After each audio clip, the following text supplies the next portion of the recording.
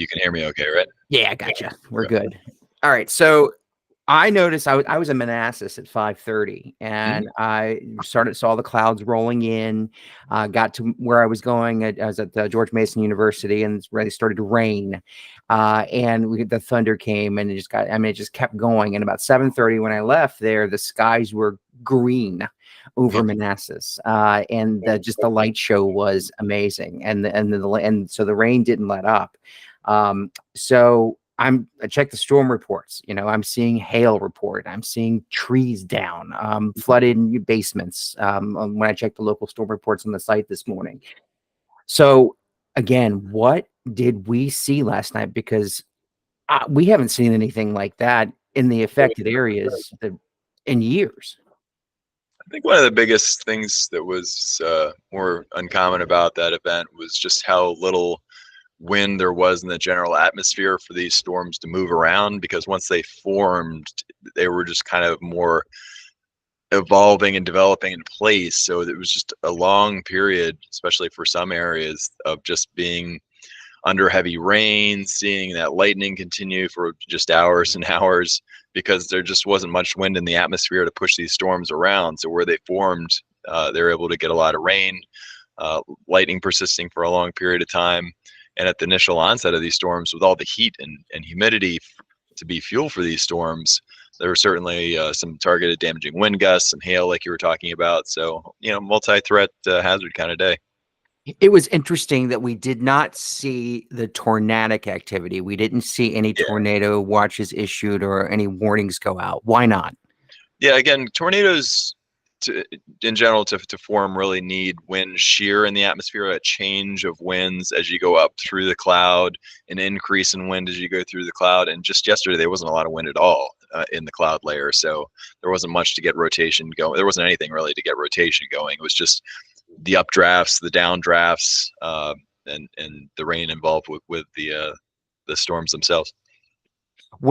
So we saw these storms take the regular track from west to east across the area. I think some of these were moving. Actually, I take that back. Radar was kind of all over the place yesterday. So I take that back. We didn't see the normal progression. What we saw yesterday in terms of storm track and linger, is this more akin to like a subtropical or tropical type of rain that we saw yesterday you might find in Florida as opposed to Virginia? Yeah, and it was much more tropical, both the humidity that we felt, the heat that we felt, just that soupy tropical air that's the fuel for these storms to get going. And then again, the stagnant air around, it's much more typical further down south, further away from the jet stream, further into the tropics. But certainly we had that area around us yesterday. It's amazing to think back just a week ago how crisp and fall-like it felt. A week ago, and we're back in the soup of things in summer. And so if you could just, I guess, articulate for us, this has been a very hot summer. And one, it seems like it may go in the record books as one of the higher ranking hotter summers that we've seen. So do we expect is this a sort of a cap to what has been a hot summer, this rain event, or should we anticipate more events like this looking over the next 10 to 12 days? We certainly will have our ups and downs. Now we're getting, past July through a good part of August. We're getting more towards September and getting in, towards fall at least, where you start to have these more roller coasters of temperature swings. And that's, again, what we're going to see after, our 100-degree day that we just had. By the time we get to Labor Day and Tuesday, we're probably only going to be around to 80, maybe just in the upper 70s. So we're getting towards that time of year where we just have our ups and downs rather than more persistent long-term heat like we had in July.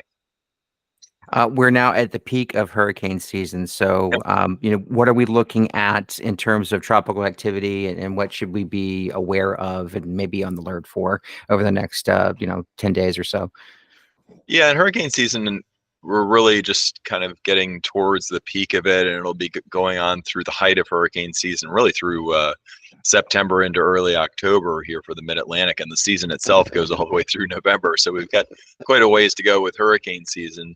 And there's always hot areas where we get a lot of them, and then we'll get back into lulls like we've had more recently. Looks like things are firing back up again. There's a couple of disturbances that the National Hurricane Center arm of the National Weather Service is monitoring. Right now, it looks like all those threats will be, as far as we can see anyway, staying to the south of the Mid-Atlantic. But, always an area to watch and always something we're concerned of this time of year, for the next many weeks. And finally, and again, for a guy who was out in it last night, and in the element and just watching something that I couldn't even get on the 4th of July, just the fireworks show was amazing.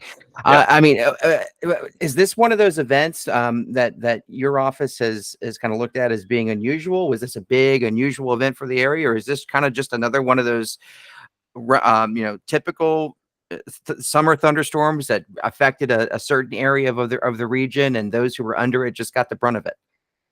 I think it was a little bit of both, because the storms themselves, each individual storm was not anything unusual. The heavy rain, the lightning, having targeted hail, having targeted damaging wind gusts, that's not anything unusual. But I think the more unusual aspect was just the way these storms really just kind of sat over the same general area for a longer period of time. Again, continuing that lightning threat, people hearing thunder and that sort of thing for hours and hours.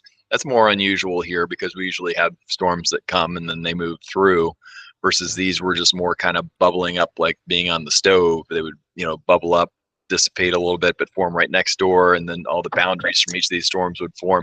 It was just much more stationary in terms of where these storms were and where the threats were.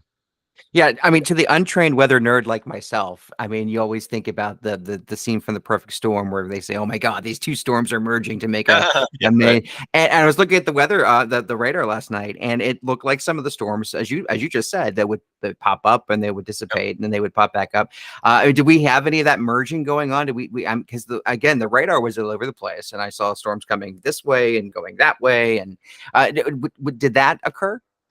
Yeah, what happens is the storms bubble up in the atmosphere, and then downdrafts come down and can cause some wind damage, but those downdrafts then spread out over the ground and spread out from the storm. And once that gust front comes out in front of that storm, it can kill off that storm, but then that gust front moving ahead into warm, humid air on the side of the storm can cause that to bubble up, and you have a storm bubble up right next to it as its neighbor and just kind of takes over. So it just kind of is much more of an evolution than something just forming and moving across the area. Okay. Well, Chris, listen, thanks so much for coming on and talking with me and giving us some perspective on, again, what was an awesome weather show for us untrained weather nerds who just like to follow this stuff. And for the people who were posting on social media at 11:30 midnight last night, these storms are being really disrespectful. They should probably just go away now. We're trying to get some sleep. They probably didn't like it as much as I did, but all the same, thank you. All right. You're welcome. Thanks for having me on. Have a great day. All right. Bye.